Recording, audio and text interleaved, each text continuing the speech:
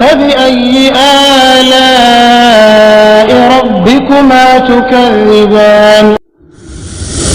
Kisah seorang ulama tabi'in yang bernama Muhammad rahimahullah. Disebutkan dalam kisah, Muhammad ini kalau takbir Allahu Akbar, dia sudah tidak pernah tahu atau tidak mau tahu lagi apakah di sebelah dia ada sesuatu yang berbahaya atau tidak, apakah itu malam atau siang, di semak belukar atau di karpet yang mewah, sama saja bagi dia. Disebutkan dalam kisah kalau dia takbir seperti itu keadaannya.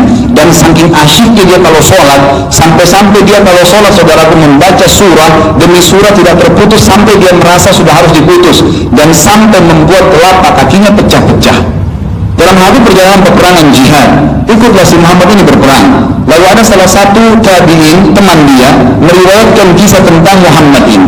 Dia bilang, satu perjalanan peperangan jihad, kami istirahat di sebuah hutan gelap gulita, hutannya masih liar, banyak semak belukar dan penuh dengan hewan buas. Dia bilang pada saat itu panglima kami, pimpinan perang, mengatakan kita istirahat di sini. Istirahatlah pasukan pada saat itu di tempat itu. Lalu dia bilang, saya akan memata-matahi, saya akan mengikuti Muhammad ini, dan saya ingin buktikan perkataan orang selama ini tentang sholatnya. Dalam kondisi seperti masih mau sholat malam gak dia? Selama ini ceritanya gak pernah tinggalin sholat malam.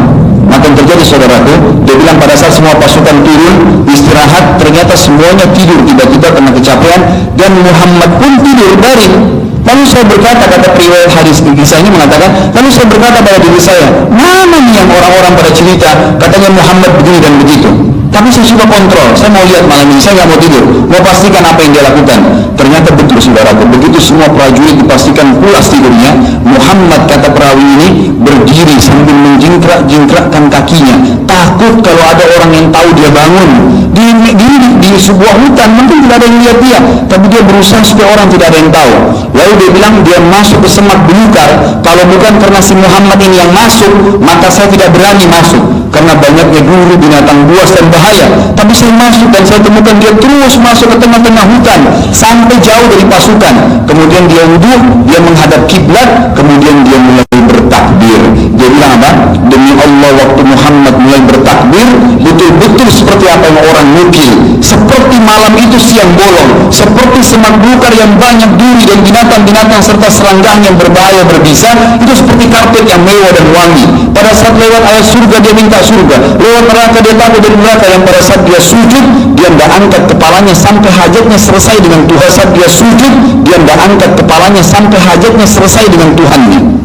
Pada saat dia bilang, asyiknya Muhammad sholat ini, dan saya begitu asyik mengikuti sholatnya, sampai-sampai saya tidak sholat malam. Dan pada saat tiba waktu subuh, dia bilang, Muhammad lalu menutup sholatnya sambil berdoa kepada Allah begini, ya Allah, zat yang akan menyingsingkan cahaya matahari, zat yang mengurus seluruh langit dan bumi ini, aku telah minta kepadamu 3 hal, dan engkau telah menerima 2 hal, tinggal 1 yang belum, ya Allah, maka kabulkanlah yang 1 itu.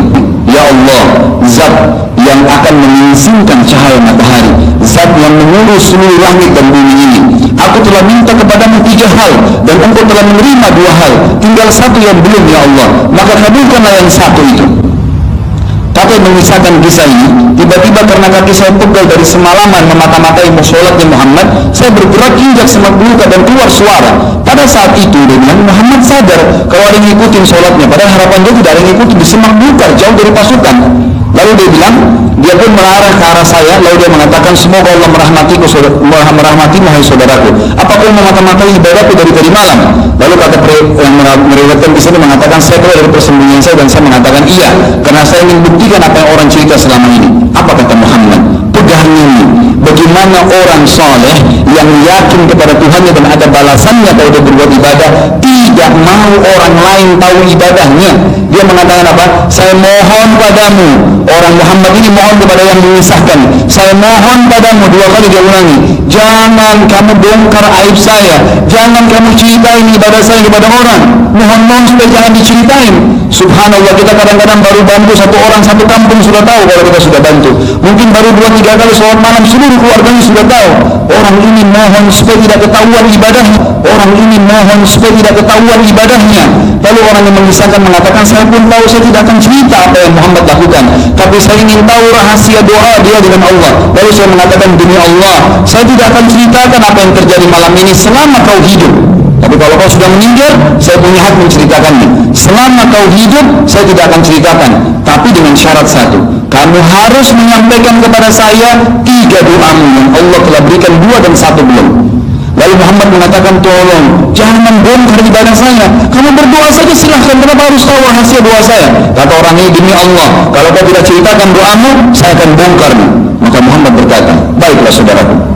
Yang pertama, saya minta kepada Allah agar Allah mengangkat semua rasa takut di dalam hati saya kecuali kepada Dia.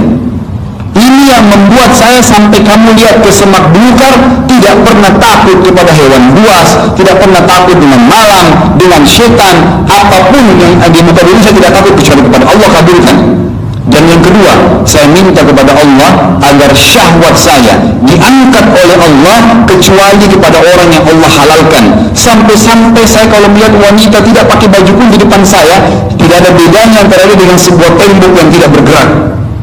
Lalu Muhammad yang membawa kisah ini merasa luar biasa doanya, asyik diikutin. Lalu dia bilang apa? Lalu yang satu belum diterima apa?